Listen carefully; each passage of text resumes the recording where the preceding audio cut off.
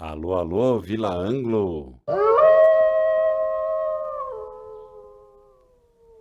Rádio TV Mundo Novo. Rádio TV. Rádio TV Mundo Novo. Rádio TV Mundo Novo. Rádio TV Mundo. Rádio TV Mundo vai gravar isso aí.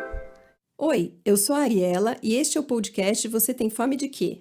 Essa primeira temporada é uma parceria entre o projeto Comida e Cultura e o estúdio Deck do Doc. Convidamos vocês a ver e ouvir a entrevista completa no IGTV do Instagram, @Projeto Comida e Cultura, ou no canal do YouTube Comida e Cultura.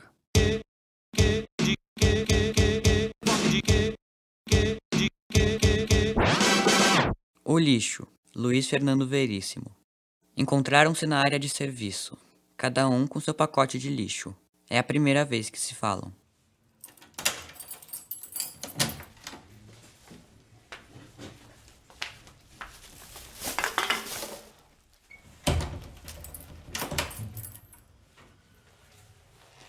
Bom dia.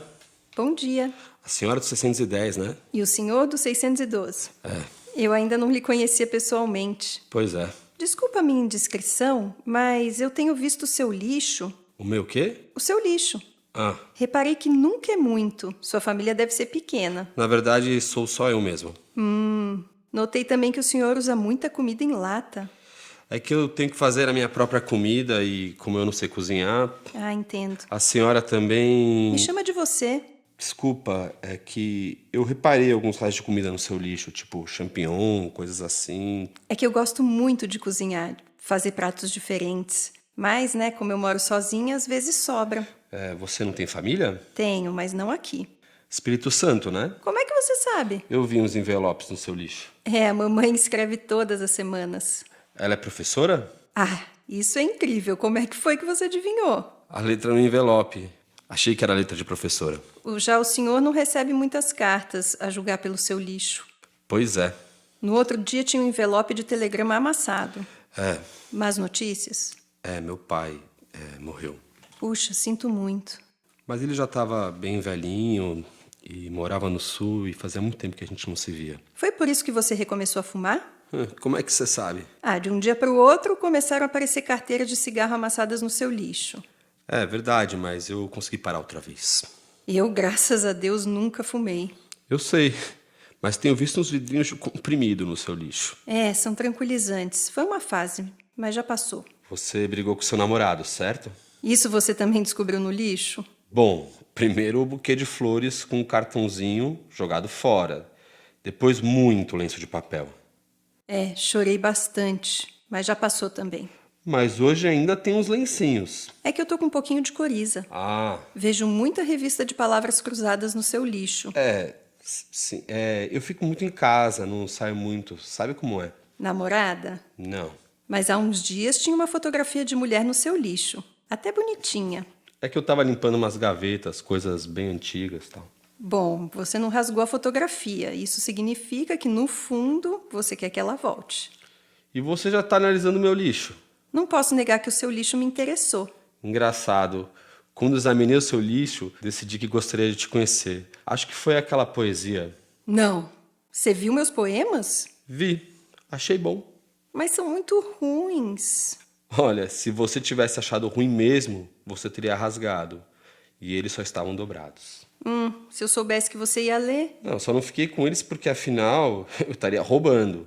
Se bem que, não sei, o lixo da pessoa ainda é propriedade dela? Acho que não, né? Lixo é domínio público. Concordo. Acho que, através do lixo, o que é particular se torna público, né? O que sobra da nossa vida privada se integra com a sobra dos outros. Por isso que o lixo é comunitário. É a nossa parte mais social. Acho que é isso, né?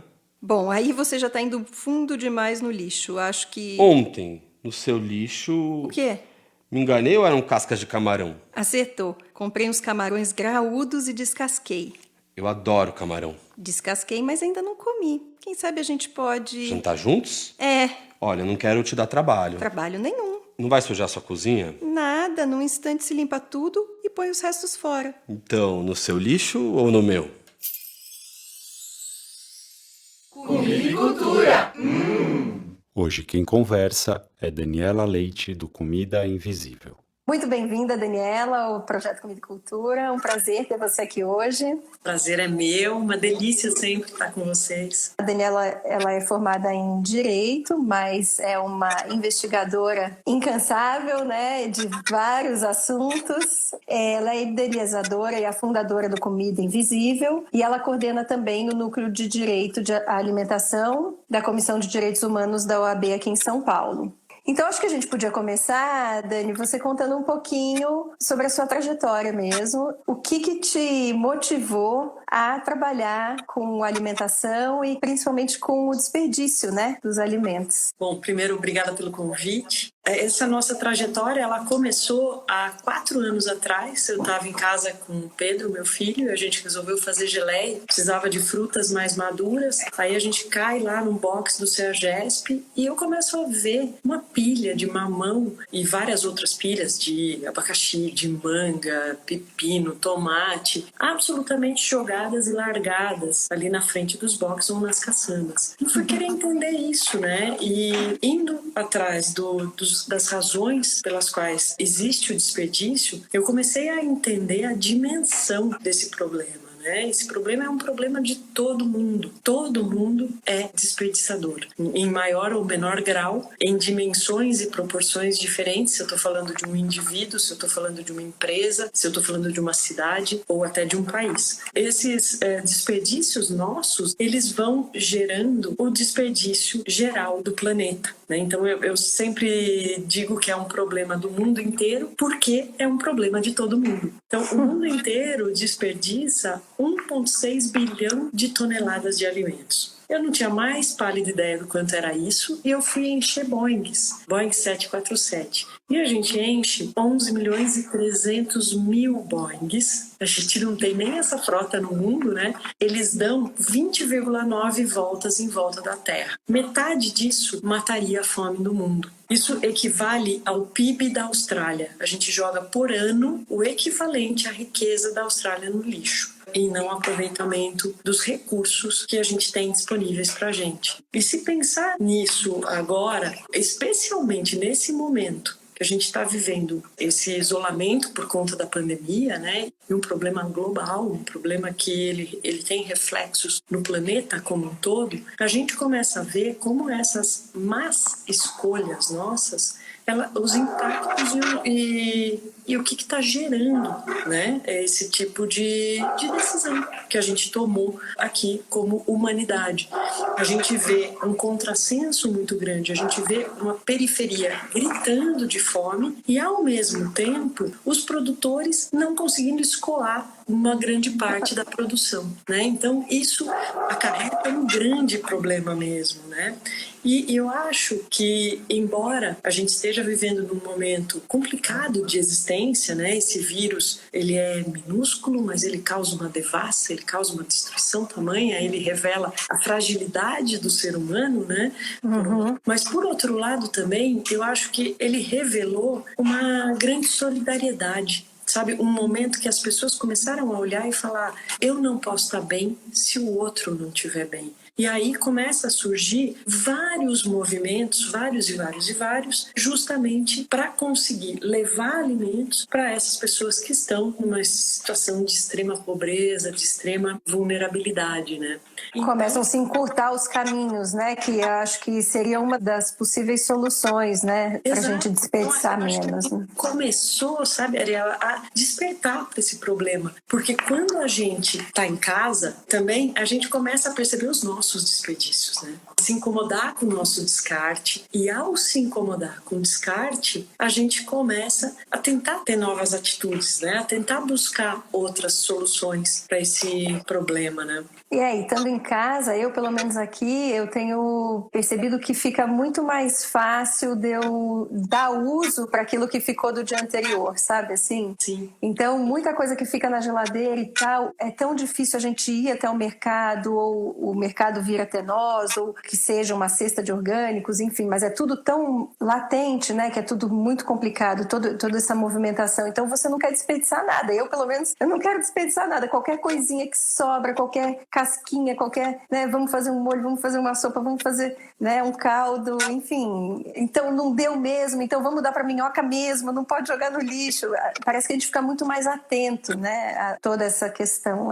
Eu percebi uma coisa muito interessante. A gente começou a ver um impacto grande nas doações através da plataforma do Comida Invisível. Próxima pergunta é justamente essa. Eu queria que você contasse pra gente um pouquinho o que é o Comida Invisível, né? E como que ele atua, né? Comida Invisível, então, ele nasceu a partir dessa indignação, naquele momento de lazer que eu contei para vocês lá no CEAGESP. E aí a gente foi caminhando para vários lugares, né? A gente hoje atua basicamente em 3 grandes frentes. Uma frente de educação e conscientização. Por quê? Porque desperdício é hábito. E hábito a gente só muda com educação e recorrência da mensagem. Então, todas as atuações do Comida Invisível, e acho que até por isso que a gente se aproximou tanto também, né, Aniela?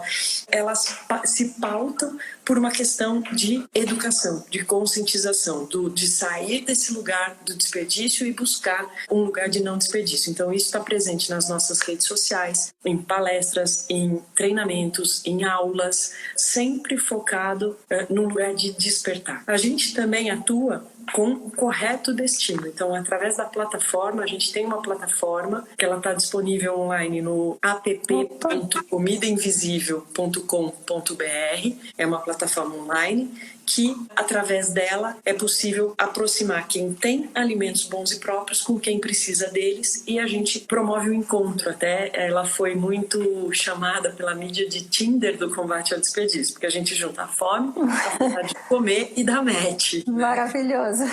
A plataforma, a gente lançou essa nova plataforma em junho do ano passado, e de lá para cá a gente já recuperou mais de 50 toneladas de alimentos.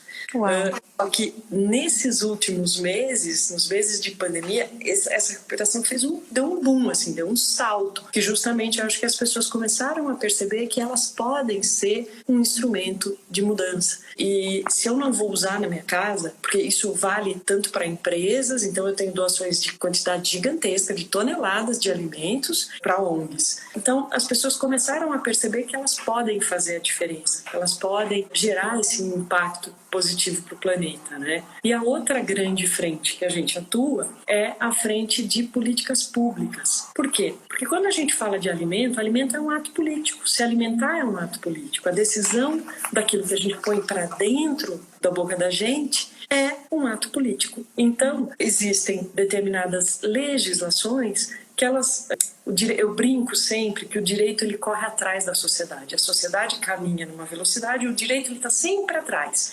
Então a gente sempre precisa olhar de uma forma mais crítica, mais criteriosa e propor soluções. Então a gente já teve um impacto quando a gente ajudou a escrever a lei dos queijos artesanais, naquele momento que existiu o problema lá com a Roberta Sudbrack no Rock in Rio. Conta pra gente, conta pra quem não sabe dessa história, né? Conta desde o início. Penúltimo Rock in Rio, Roberta Sudbrack, ela tinha um stand lá e ela trouxe queijos de Pernambuco. Esses queijos foram feitos numa fábrica incrível. A dona dessa fábrica é uma doutora em microbiologia. Acho que, sem brincadeira, é um dos melhores queijos que eu já comi na vida. Com super critério e tal. Só que ela tinha um selo para trafegar no estado de Pernambuco. Então, era uma loucura isso. Aquele queijo que era bom para o pernambucano, ele fazia mal para o carioca. Só que o queijo que era produzido lá no sul da França, numa cidadezinha pequenininha, podia estar na gôndola do Pão de Açúcar. Além disso, as mesmas normas impostas para uma grande indústria eram as normas impostas para o pequeno produtor artesanal. Aí a gente estava desvirtuando o princípio da igualdade. Porque o princípio da igualdade é tratar iguais como iguais e diferentes como diferentes. Naquele momento, a Anvisa apreendeu os queijos. A Roberta perdeu mais de 1 tonelada de queijo. Foi uma dor gigantesca.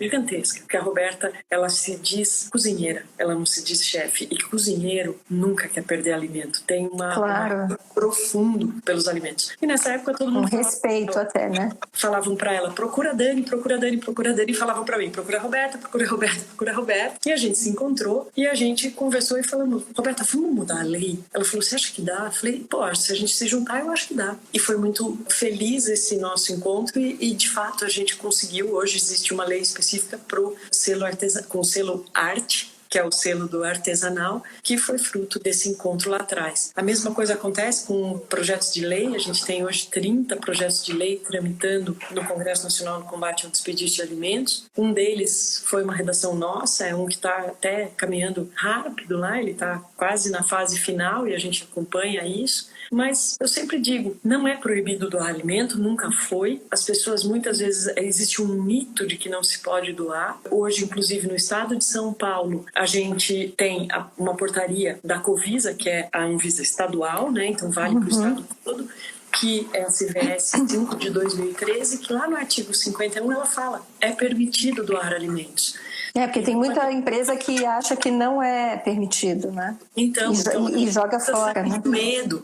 Então, essa nossa atuação em políticas públicas, ela é necessária justamente por isso, para a gente fazer as pessoas saírem desse medo. Vamos doar, não tem por que não doar. A mesma responsabilidade que você tem quando você vem, você tem quando você doa. E o STJ, ele já entende que para condenar alguém, eu precisaria ter feito uma perícia lá atrás e constatado que aquele alimento que foi doado, ele causou aquele mal. Ou seja, ele já atribui a responsabilidade subjetiva, que é aquela que eu só respondo por causa de dolo ou de negligência, ou seja, se eu tiver a intenção de causar mal a alguém, é isso que ele está hoje julgando. Então, todos esses 30 projetos de lei que estão no Congresso Nacional, eles falam sobre a responsabilidade civil. Tem que ser subjetiva, mas já é. A gente precisa realmente trazer informação para as pessoas, colocar as pessoas na mesma página, para que essa roda gire para o bem maior do planeta, né? Você até falou dos pequenos produtores, dessa questão de que a gente precisa encurtar esses caminhos. Está havendo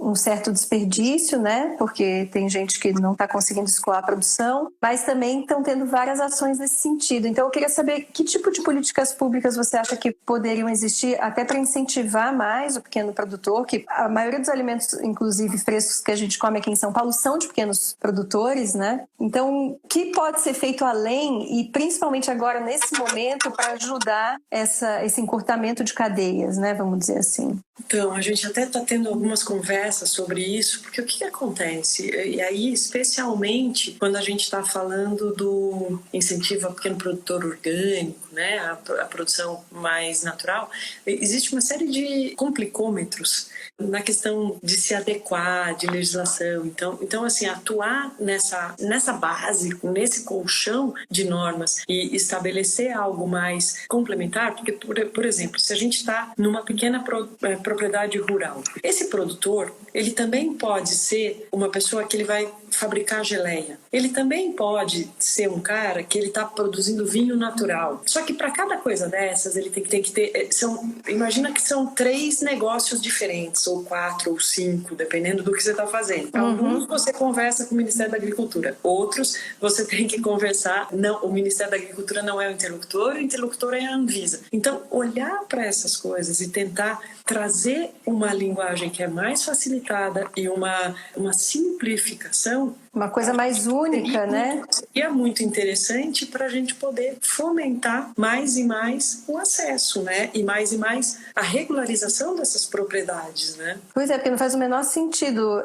Eu nem sabia que eram órgãos separados, mas não faz o menor sentido. Então, se você produz um monte de morango, de caqui, que agora é época, né? Então, e vai perder, você não pode fazer a geleia para vender porque você não vai ter autorização.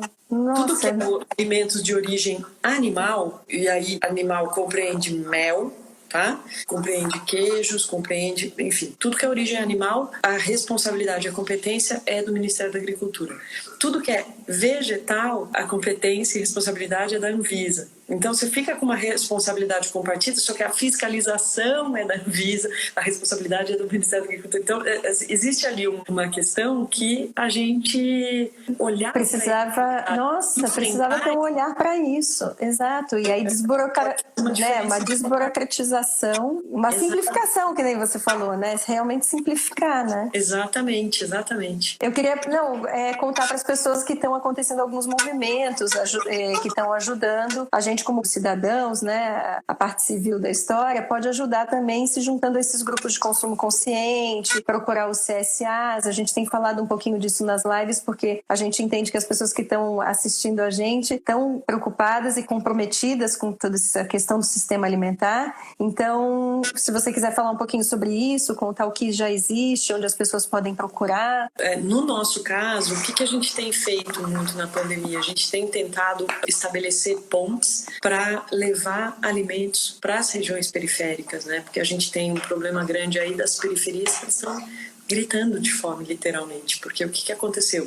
Muitas das pessoas acabaram ficando em casa, muitos eram autônomos, né? Então estamos falando aqui das nossas manicures, cabeleireiras, diaristas, enfim, uma série de profissionais que do dia para a noite se viu ali dentro das suas casas e sem acesso. Quando a gente olha para a renda emergencial, essa que o governo federal ele pôs à disposição, o que acontece? Ao invés dele usar o CadÚnico, que é o sistema que ele é usado para Bolsa Família, eles optaram por usar a Caixa Econômica Federal. E esse sistema é todo eletrônico, é todo online. O que acontece? A gente tem 20% da população que não tem acesso à internet. Como que a gente vai fazer para levar essa renda emergencial? E se a gente está falando de extrema pobreza, vamos supor, a população de rua, ninguém tem celular. Está tendo uma dificuldade gigantesca nesse lugar, sabe? Então, o que a gente tem feito? A gente está com uma parceria com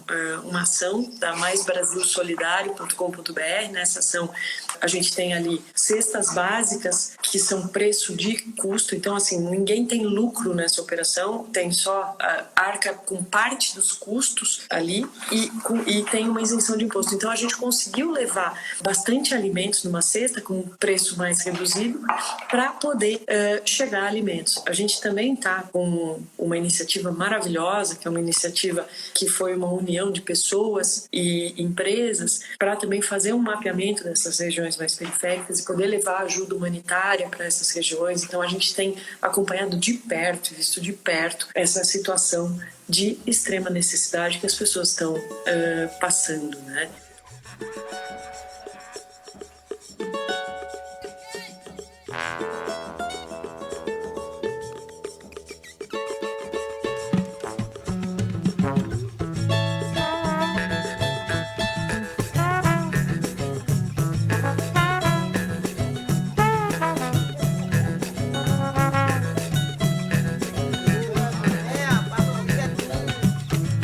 Nessa vida de paçoca, soca, soca, soca, soca, carne seca com farinha, pila, pila, pila, pila, dentro da minha carroça, roça, roça, roça, roça, sinto que tudo conspira, pira, pira, pira, pira.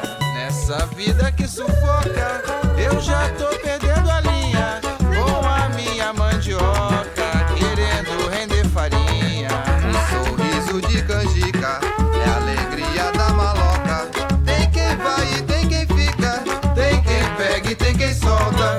Nessa vida de paçoca, Soca, soca, soca, soca, carne seca com farinha, pila, pila, pila, pila, dentro da minha carroça, roça, roça, roça, roça, sinto que tudo conspira. pira, pira, pira, pira. Bota água na panela, abre a tampa da cabeça, que o guisado das ideias mata a fome do planeta. A barriga tá roncando, mais que uma cuíca velha, osso duro, samba torto, e as cadeiras quase quebra. Rabo de arraia, penada, folha de arruda, vatapá, sopa pra sorte, caldo de canja na cuia, carne de caça, melado, bala na agulha, tacaca, língua dormente, gosto de fruta madura.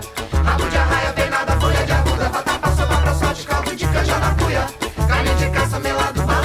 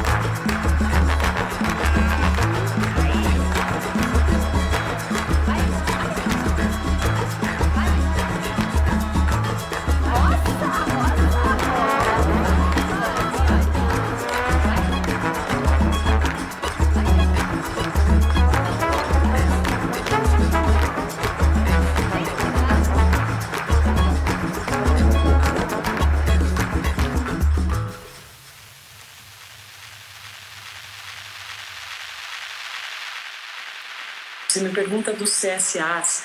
Eu acho que assim, vale a pena falar, CSA são as pessoas que sustentam as produções dos agricultores, tá? Então, isso é um trabalho maravilhoso. O trabalho, o agricultor, ele consegue prever a demanda dele, ele consegue trabalhar com muito mais tranquilidade e para poder ofertar esses alimentos. Isso é muito bacana, porque o que aconteceu logo no início da pandemia, bem no comecinho mesmo, quando houve o decreto de calamidade pública e a necessidade do isolamento, do fechamento dos restaurantes, existiam muitos agricultores que eles forneciam direto para os restaurantes. Eles ficaram a ver navio da noite para o dia. Assim, a gente teve na plataforma uma grande quantidade de alimentos, de determinados alimentos, por conta disso. As pessoas se desesperaram, tipo shimeji, shiitake, caqui. Vai estragar tudo, né?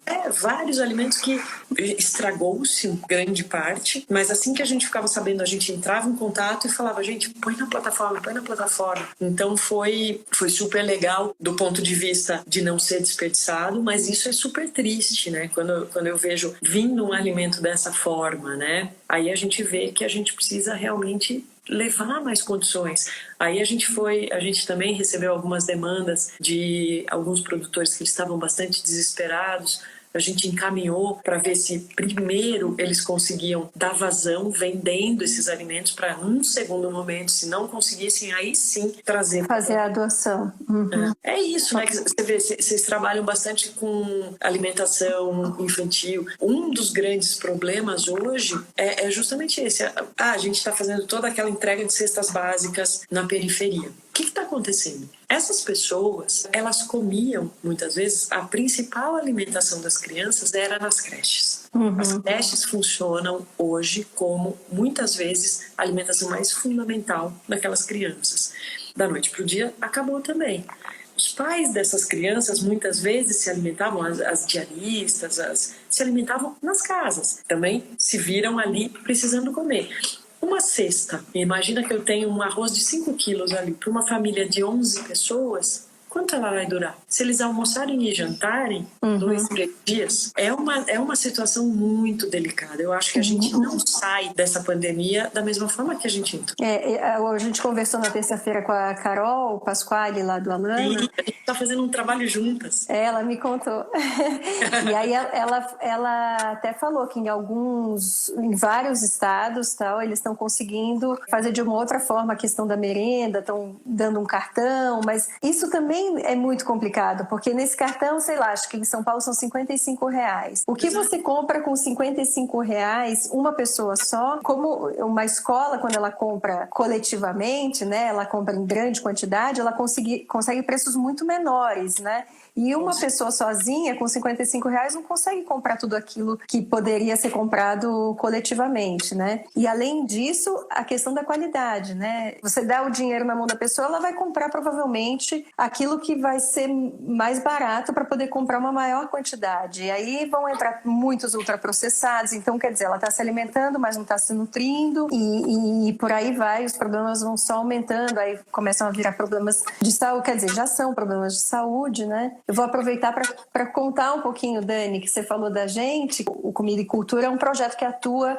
principalmente em escolas, né? A gente também trabalha com material didático, mas a gente trabalha em escolas, em 2 escolas aqui de São Paulo particulares, e a gente dá semanalmente uma aula de 45 minutos para todos os alunos da escola, crianças de 1 até 10 anos. E essa aula de culinária é uma aula diferente, porque a gente não ensina simplesmente a cozinhar, mas a gente ensina a criança a ver o alimento, a conhecer toda a nossa biodiversidade, toda a cadeia alimentar, né? Então, onde ele foi plantado, quem são os personagens que estão ali plantando, quem são essas pessoas, em qual lugar, né? Trazer toda a atmosfera do lugar, entender toda essa cadeia, né? Desde da colheita até chegar no mercado, o que é desperdiçado nesse caminho, tanto do próprio alimento como das questões dos gases que são emitidos, o que é preciso para isso, quanta gente está por trás de uma cenoura até ela chegar na nossa mesa para a gente poder usar ela. Então a gente entende que, entendendo tudo isso desde muito cedo, você vai ter um respeito muito maior pelo alimento, uma empatia muito maior por todas as pessoas, né? E entender em todos esses problemas que a gente está vivendo hoje. Eu acho que eu, a Priscila e a Juliana, que somos nós três do Projeto Comida e Cultura, a gente entende que não entender tudo isso é um dos fatores que está gerando toda essa crise que a gente está vivendo, culminando agora com a pandemia, né? Eu não tenho dúvida. Para mim, assim,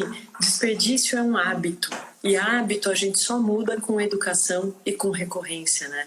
A gente estetizou a existência, né? A gente passou a achar que a gente precisava da cenoura perfeita, aquela que fica na gôndola de uma forma linda, né? E aí, aquela cenourinha maravilhosa, com a mesma qualidade nutricional, que ela nasceu com 2 perninhas ou toda abraçadinha, ela já é rejeitada no campo. Se porventura ela passou por algum desavisado e veio no caminhão entregue num entreposto, ali ela já vai ser descartada. Se não, no supermercado, quando forem montar a gôndola perfeita, também já acabaria ali a questão. E por quê? Porque a gente começou a se sentir controlador e não parte da natureza. E quando a gente faz esse deslocamento, o que acontece?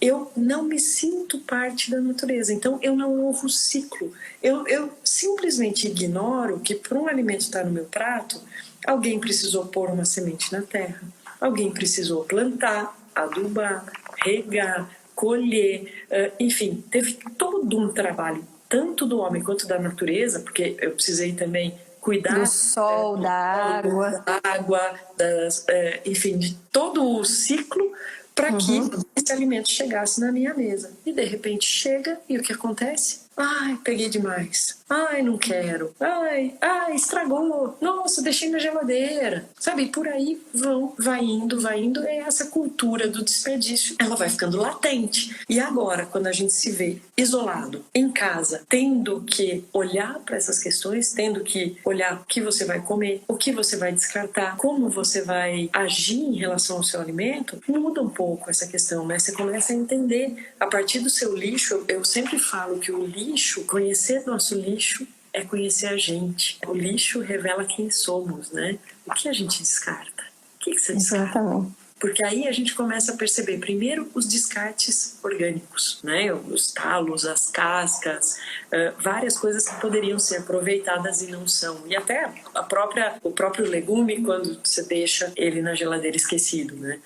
Mas depois a gente começa a ver os outros descartes, os descartes dos recicláveis. Aí começa, meu Deus, que drama, que é a quantidade de plástico, a quantidade de vidro. É uma loucura.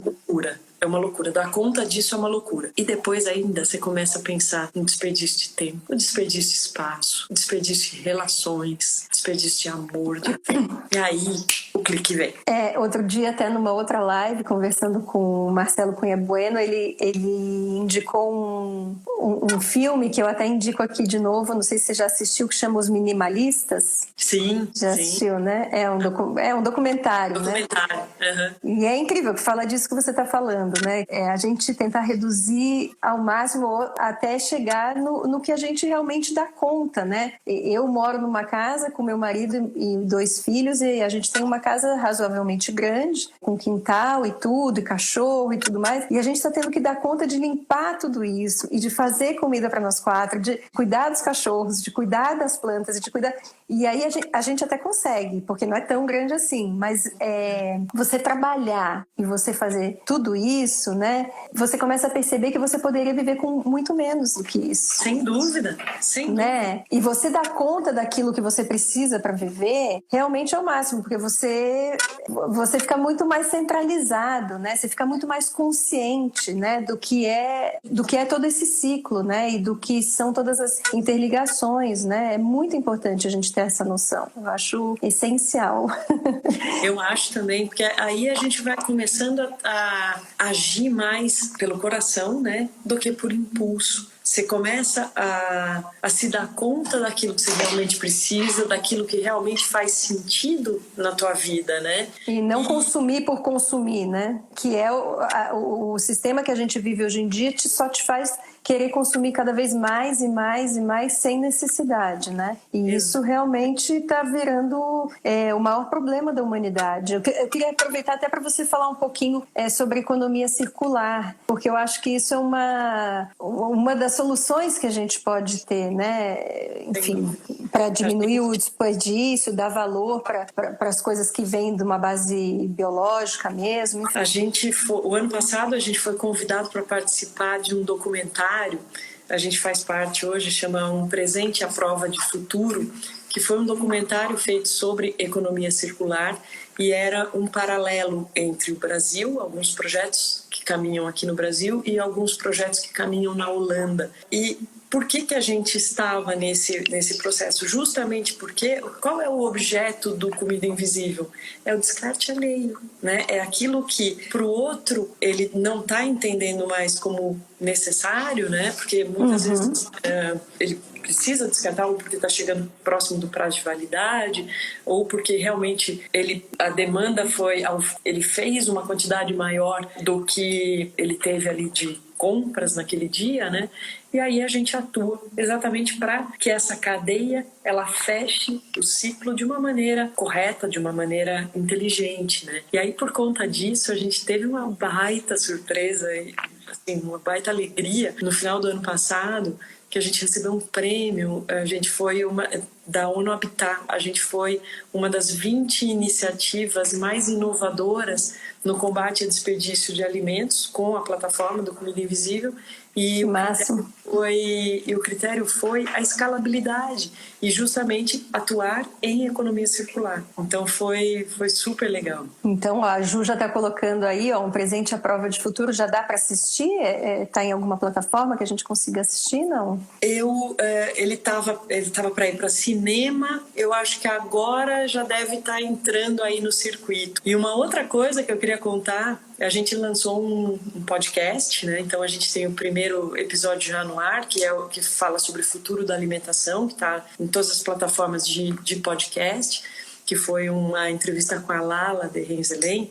E agora, amanhã entra no ar um que tá, assim, ele vem a calhar com o que a gente está falando aqui. Ele vai falar sobre a fome. E a gente falou com uma historiadora que eu adoro, que é a Adriana Salai. E a gente conversou com ela aqui também.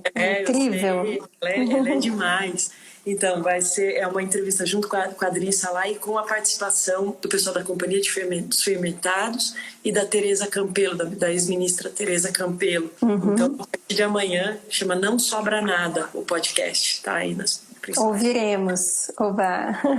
Acho que é mais muito informação. Legal. A gente fala justamente sobre esses problemas. O quanto a fome, ela permeia toda a história, né?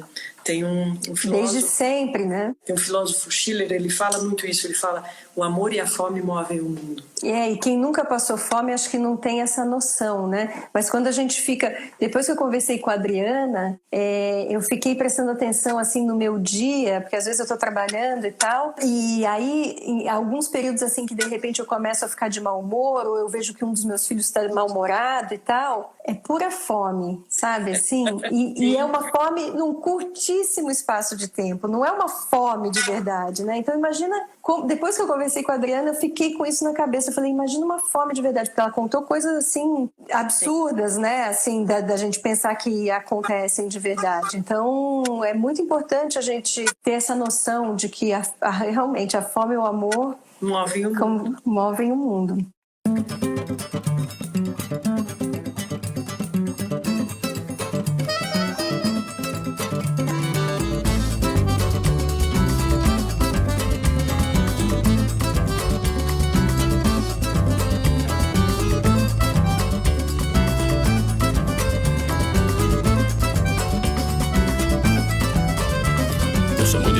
Muito mais do que você, todo mundo viciadinho no poder.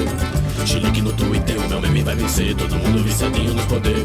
Meu argumento é Hadouken, Pikachu já vai morrer. Eu podia tá matando, mas xingar me dá prazer. Causem todos os comentários, quero ver o pau comer. Todo mundo viciadinho no poder. No poder, no poder, no poder, no poder. poder, todo mundo viciadinho no poder. É o poder, o poder, o poder, o poder, todo mundo viciadinho no poder. A comida é só gordura, um minutinho pra fazer, todo mundo viciadinho no poder. Posto macaco e cachorrinho e receita de pavê, todo mundo viciadinho no poder.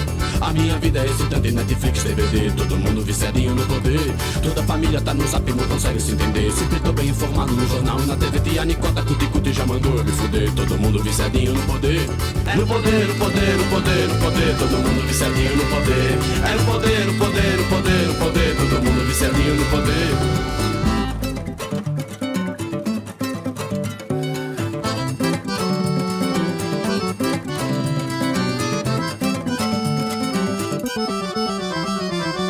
De juiz só prende gente do PT, todo mundo viciadinho no poder.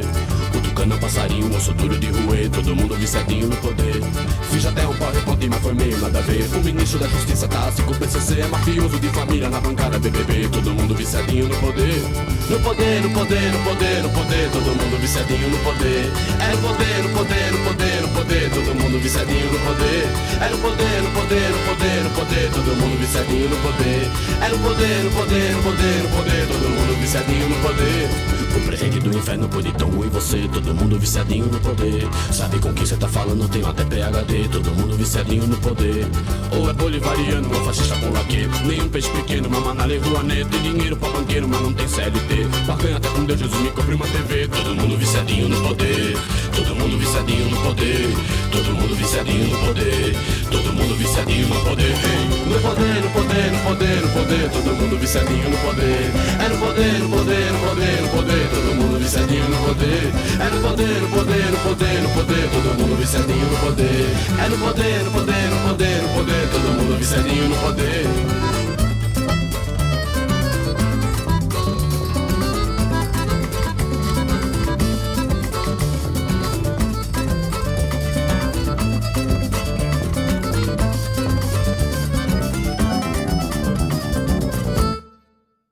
Acho que assim, se a gente for falar sobre essa perspectiva, acho que é muito importante a gente pensar o seguinte: todo mundo aqui sabe o que é fome. Você já passou 1 ou 2 vezes por dia, você sente fome.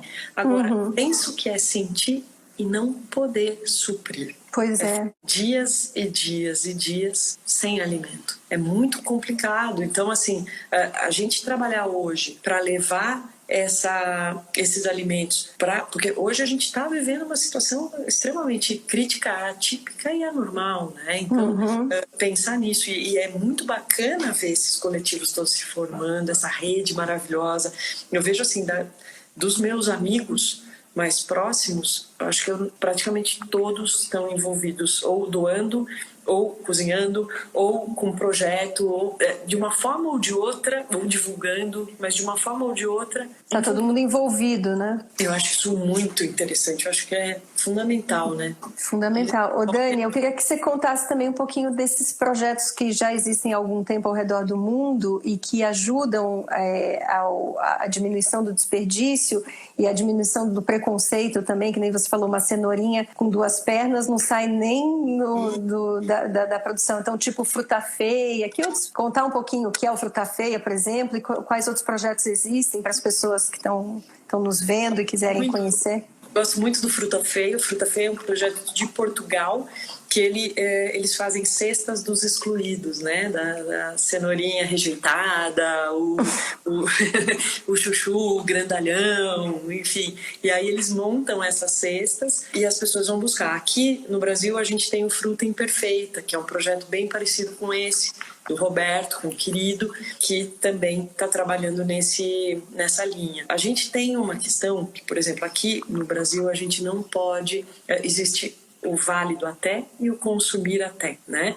Válido até significa que as propriedades físico-químicas daquele alimento, elas estão preservadas, estão garantidas até aquele momento. Não significa que ele é impróprio para consumo. Ele pode ter diferença de coloração, de textura, mas não necessariamente está impróprio depois que termina o prazo de validade. Olha, que interessante, eu não sabia. Pode ser que ele esteja impróprio. O que aconteceu? Lá em Copenhague foi a primeira cidade a ter um supermercado de produto vencido, tá? Então, por quê? Porque, agora, se for o consumir até, aí não. Aí, consumir até, ele é um prazo mais longo do que o válido até. E ele, efetivamente, ali, o alimento, aí existe uma enorme chance de ele estar realmente estragado depois daquele momento. Mas o Brasil é um válido até, né?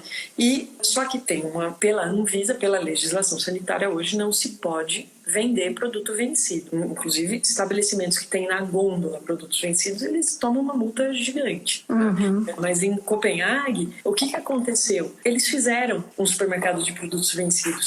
Eles têm uma análise que é feita por lote, eles validam ou invalidam esse lote. Os lotes válidos vão para o supermercado com preço lá embaixo. Hoje, Berlim também já tem supermercados nesse sentido. Então, por isso que eu falo, atuar com políticas públicas é necessário, porque, por exemplo, esse tipo de legislação a gente precisa enfrentar. Existe uma legislação, por exemplo, da Vigiagro, que a gente não pode, todo e qualquer alimento de aeronave, o ultraprocessado que está embalado, a garrafa de vinho ou de bebida que está inteirinha, fechada, é posto fora, incinerado, assim que o avião chega. É uma loucura, né? É uma loucura. Então, tanta coisa poderia ser evitada, né? Tanto desperdício poderia ser evitado e só dá para multiplicar com política pública mesmo, como você está falando. Sem dúvida. Então, assim, enfrentar esses problemas, e enfrentar com seriedade, enfrentar realmente olhando para a questão, necessariamente a gente precisa enfrentar questões ligadas a políticas públicas, né? Senão a gente não transforma. E por quê? Porque, de novo, é hábito. Sim, o Comida e Cultura acredita muito nisso, né? É questão de hábito, né? Por isso que a gente quer trabalhar com as crianças desde da primeira infância.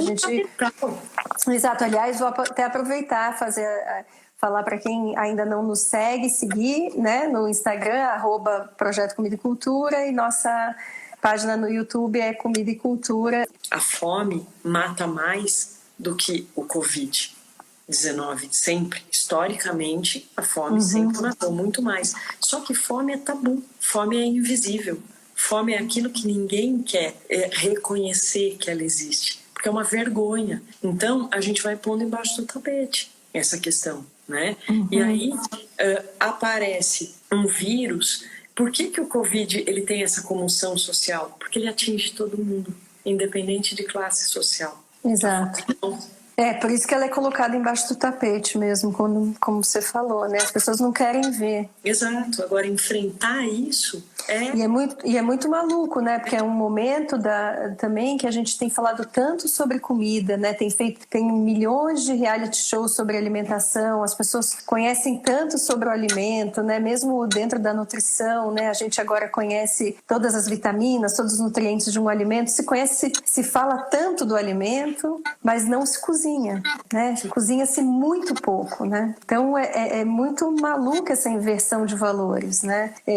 Eu queria até te perguntar, bom, eu acho que eu queria que você falasse, na verdade, um pouco sobre a questão da gente usar na alimentação coisas da nossa biodiversidade, utilizar mais as PANCs, né, que são as plantas alimentícias não convencionais, e a utilização integral dos alimentos. Eu sei que no site de vocês, inclusive, tem uma série de receitas, no nosso também. Então, eu queria que você falasse um pouquinho sobre isso, né, como isso pode ajudar as pessoas a diminuírem o desperdício e terem mais opções de alimentação, né? A gente tem uma querida amiga, Neide Rigo. A Neide, ela faz uma visita guiada que ela vai levando vocês para as ruas da cidade e mostrando as plantas, que são as plantas alimentícias não convencionais. Tá cheio na rua. Uma das coisas que eu amo fazer aqui em São Paulo é caminhar olhando para cima, porque eu começo a ver a quantidade de árvores frutíferas que existe na cidade. Aqui pertinho de casa tem, numa rua, tô falando dos jardins, tá? Tem um abacateiro, tem do lado desse abacateiro tem um pé de jaca. Aqui na Vila Mariana eu tenho um pé de manga maravilhoso. No centro de São Paulo eu já vi muitas bananeiras. Amora lotada, a cidade inteira é lotada de pé de amora. Ninguém colhe. Como que Incrível, ninguém... né? Eu acho assim uma desconexão. Eu pego. Total. Eu tenho uma feira na porta de casa. Eu gosto de ir pra feira quando ela tá acabando, pra olhar o que deixaram. Várias vezes eu vou na banca de banana. A banca de banana, ela tem sacos assim, só a banana. Por quê? Porque ela caiu da penca.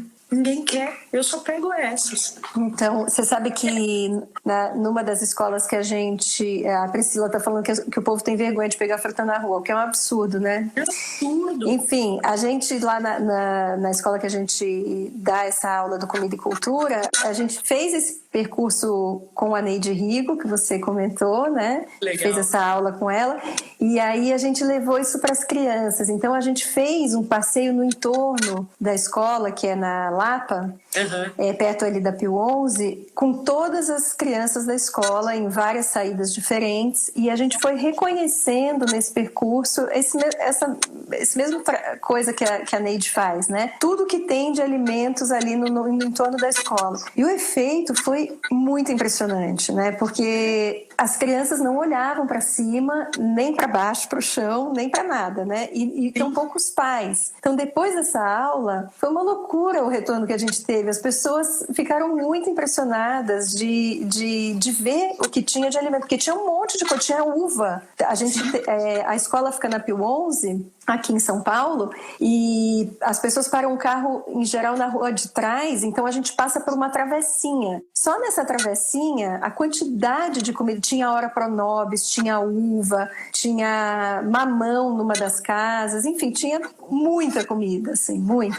Então foi muito interessante, realmente esse olhar, né, parece que abre um mundo de possibilidades pra gente, né, que é essa desconexão que você falou que a gente tem da natureza, que nos levou a uma cegueira, né? Eu acho que mais do que... Eu acho que tem total essa questão da desconexão. Para mim, ela é muito forte, ela é muito presente na gente. E a gente também, entre aspas, europeizou o nosso gosto alimentar, né? Então, o que acontece? Por que eu não olho para punk? Porque eu fui treinada a olhar para a batata, eu fui treinada a olhar para as massas, eu fui treinada a olhar para coisas que de repente foram trazidas para cá, que não são da nossa biodiversidade. Sim. A nossa biodiversidade é riquíssima, né? Uma das coisas que a Adriana contou para gente, que eu acho incrível, lá na década de 70, as pessoas, para elas, o que era uma pessoa bem nutrida? Era uma pessoa que comia carne, era uma pessoa que tinha que tomar leite. Então, eles achavam que na Amazônia as pessoas não tinham uma qualidade nutricional boa porque não tinha acesso a loucura, carne. né? Mas olha a biodiversidade que existe na Amazônia, gente. É um olhar tão distorcido da realidade. Totalmente. A gente, no Comida e Cultura também, a gente faz um planejamento anual. Então, ano passado a gente trabalhou os biomas do Brasil, entre eles o Cerrado, né? E aí a gente, aqui em São Paulo, a gente é um pouco Cerrado, um pouco Mata Atlântica, né? E a gente acabou conhecendo um projeto maravilhoso também que tem aqui na Avenida Pompeia, numa das praças, de um artista plástico que ele fez um projeto chamado Cerrado Infinito, e a gente levou as crianças até lá. Ai, que lindo. E ele é muito lindo, e ele conta pra gente exatamente isso que você falou, foi não só as plantas alimentícias, né, mas todas as plantas, mesmo as ornamentais, elas foram trazidas muitas de fora, desde a época da colonização. Então, as plantas do Cerrado mesmo, de São Paulo, elas ficam assim, quiçá nas periferias aqui da cidade. E ele foi recolhendo todo esse arsenal de plantas que ele foi encontrando pelo caminho e criou um trajeto nessa praça de São Paulo chamado Cerrado Infinito. Então você pode ir lá visitar e reconhecer espécies que estão super, enfim, praticamente que a gente não vê mais pelas ruas. Então todo esse reconhecimento, né, eu acho que traz pra gente também um sentido de ancestralidade, um entendimento do que é ser brasileiro, de entender onde é que você mora, enfim, de quem você realmente é, né? Então eu acho muito importante todo esse trabalho. Eu acho que como povo a gente tem uma qualidade que nos diferencia muito dos demais, porque aqui no sangue da maioria dos brasileiros corre o sangue indígena, corre o sangue europeu e corre o sangue negro, e são três culturas maravilhosas do ponto de vista de biodiversidade, de cultura culinária, de um arcabouço cultural que foi formado no povo brasileiro, que é ímpar. É difícil um outro lugar que tenha essa miscigenação que a gente tem aqui. É incrível, só que a gente tem um grande problema. A gente não honra nossas origens ancestrais. A gente muitas vezes faz piada, a gente não trata com devido cuidado, com devido carinho. E se eu não honro a minha origem ancestral, como eu tenho solução de construção de futuro? Pensar nisso no ponto de vista da alimentação, cara, mandioca, milhões de alimentos que vieram da cultura indígena, que vieram da cultura negra, que vieram da cultura europeia, eles estão aqui. Precisa ter curiosidade. A gente lançou há um tempo atrás a gente quer fazer o maior livro coletivo de receitas de não desperdício. Então a gente fez uma hashtag que era, já eu lembro, mas enfim, a gente postou, várias pessoas postaram receitas nessa hashtag e a gente colecionou uma imensa quantidade de receitas que agora a gente está compilando tudo isso e vai virar um livro online para que todo mundo possa realmente usar o alimento de uma forma integral, né? A gente pode aproveitar borra de café, a gente pode aproveitar a casca da banana para fazer caponata, para fazer farofa, é maravilhoso. Tem uma pergunta aqui de uma pessoa que está assistindo, ela está perguntando se tem organizações que distribuem esses alimentos menos desejados, se você conhece alguma organização que faz essa distribuição. Tem o Fruta Imperfeita que você comentou, né? Então, o Fruta Imperfeita, você compra cestas de imperfeitos. No nosso caso, a gente aceita na plataforma a doação de alimentos dessa natureza e a gente encaminha normalmente para ONGs, né? Para ONGs, causas, até pessoas físicas. Ô Dani, a gente está chegando aqui nos momentos finais, que a gente só tem 1 hora mesmo que o IGTV nos dá. Então, em primeiro lugar, queria te agradecer muitíssimo a sua presença, sua aula aí de direito em relação à alimentação, que eu adorei, aprendi um monte de coisa. Agradecer também a presença de todo mundo aqui. E queria te fazer uma última pergunta, Dani. Queria te perguntar, hoje em dia, você tem fome do quê? Poxa, eu tenho fome do não desperdício, eu tenho fome de uma atitude mais amorosa das pessoas, eu tenho fome de solidariedade, eu tenho várias dessas fomes aí.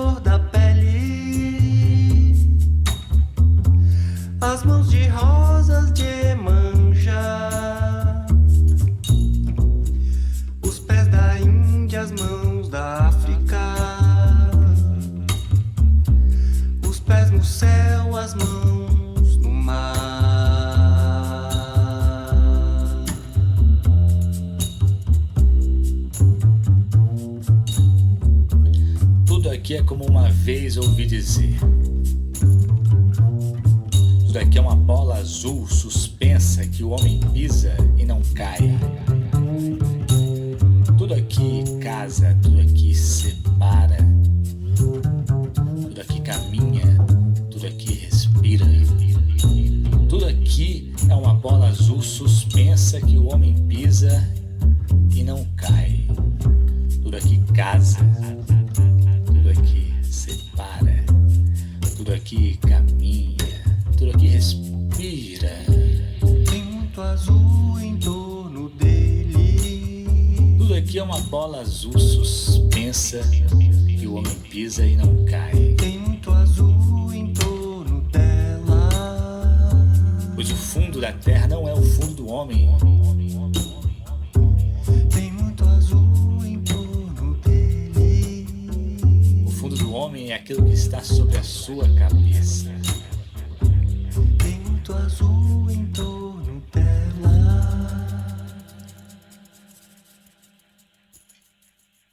Nesse episódio, vocês ouviram as músicas Paçoca, de Curumim, Viciadinho no Poder, de Fábio Katz, e Blues, de Péricles Cavalcante, com o poema Tudo Aqui Caminha, de Gero Camilo, interpretados por Daniel Doc e pelo poeta Vitor Miranda.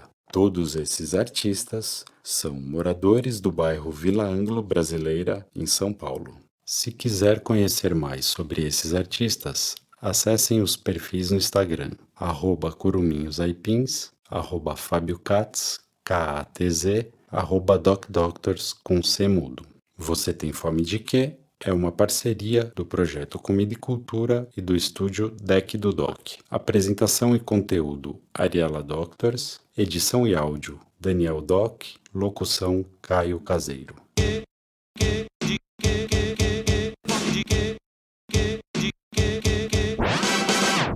Rádio TV Mundo Novo. Rádio TV. Rádio TV Mundo Novo. Rádio TV Mundo. Rádio TV Mundo. Rádio TV Mundo Novo. Vai gravar isso aí.